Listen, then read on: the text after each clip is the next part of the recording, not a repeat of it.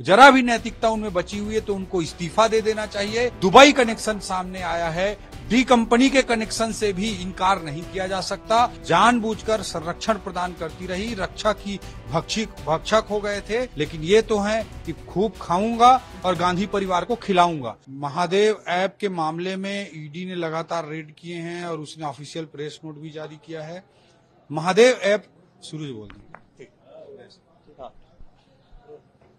Mahadev app के advertisement Chhattisgarh में निकलते रहे और ये सरकार जानबूझकर संरक्षण प्रदान करती रही, रक्षा की भक्षक हो गए थे और ये लोग सबको चलने दिए। और महादेव ऐप जाकर के 50 लाख अकाउंट खुल गए, 20,000 अकाउंट के माध्यम से 250 सेल कंपनियों के माध्यम से प्रति माह 1,000 करोड़ रुपए से अधिक की राशि के ट्रांजैक्शन का मामला ये चलता रहा।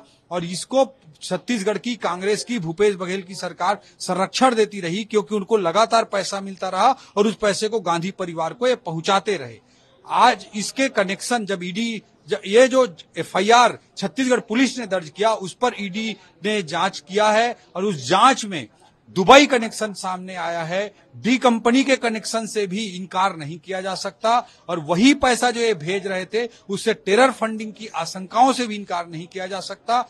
मुख्यमंत्री जी के करीबी लोगों की भी इसमें संबद्धता संलग्नता स्पष्ट हो रही है। जरा भी नैतिकता उनमें बची हुई है तो उनको इस्तीफा दे देना चाहिए। और चूंकि दुबई, डी कंपनी और टेरर फंडिंग की बातें से आशंकाओं से इनकार नहीं किया जा सकता, इसलिए मुख्यमंत्री भूपेश बघेल को एनआईए जांच की तत्काल पहल करनी चाहिए। मुख्यमंत्री ने यह भी कहा है कि अभी तो ईडी आई है, इसके बाद तो 250 लोगों की टीम आईटी की भी आने वाली है। उनके करतूत ही ऐसे हैं, उनके आजकल भाव भंगिमा देखिए, बॉडी लैंग्वेज देखिए। उन्होंने जिस तरह से कोयला में, शराब में, रेत में, पीएससी में, महादेव ऐप के माध्यम से हर तरह से जिस तरह से माफियागिरी करके गांधी परिवार को पैसा पहुंचाया है, अब उनको डर सता रहा है। आखिर वो डरते क्यों हैं? अगर सही हैं तो सब चीज का सामना करना चाहिए, लेकिन उनके करतूत ही ऐसे हैं, इसलिए आज सब परत दर परत खुल रहे हैं। मुख्यमंत्री ने भी कहा है कि अब जो पाटन से है वो विजय बघेल, भाजपा से विजय बघेल की जगह ईडी आईटी जो है चुनाव लड़ेगी।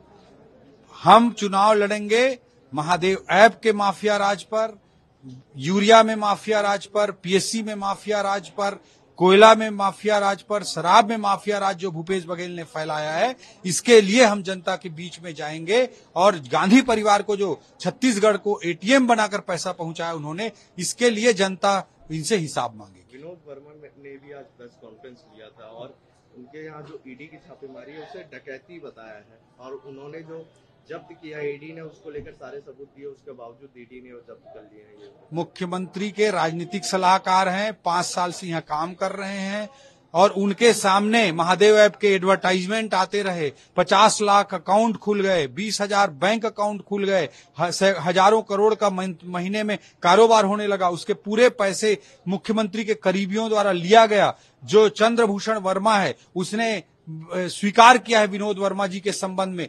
ऐसी स्थिति में मुख्यमंत्री भूपेश बघेल जी को नैतिकता के नाम से उनको राजनीतिक सलाह देना चाहिए कि तत्काल इस्तीफा दे दें। और जिस तरह से इस प्रकरण में डी कंपनी, दुबई और टेरर फंडिंग की बातें सामने आई है तो राजनीतिक सलाहकार के रूप में उन्हें सलाह देना चाहिए, तत्काल एनआईए जांच की पहल करें। ईडी की कार्रवाई को लेकर संबित पात्रा ने भी कहा है कि छत्तीसगढ़ में लूट खसोट हो रहा है, देश के पैसा को लूटा जा रहा है और ऐसा है तो ईडी तो जरूर आएगी। देखिए, ये हरकत ऐसी करते हैं और चाहते हैं कि जांच ना हो, इसलिए सब लोग भाजपा और नरेंद्र मोदी जी के खिलाफ इकट्ठा होते रहते हैं। मोदी जी ने डे वन से कहा है, न खाऊंगा न खाने दूंगा, लेकिन ये तो है कि खूब खाऊंगा और गांधी परिवार को खिलाऊंगा, वो वाले लोग हैं। तो इसलिए इनके मूल राजनीति में ही अंतर है। और आज जांच पे सब परत दर परत जब सामने आ रहा है, जब दुबई का, डी कंपनी का और टेरर फंडिंग की आशंकाओं से इनकार नहीं कर पाने की स्थिति उत्पन्न हो रही है, तो ये क्या जवाब देंगे।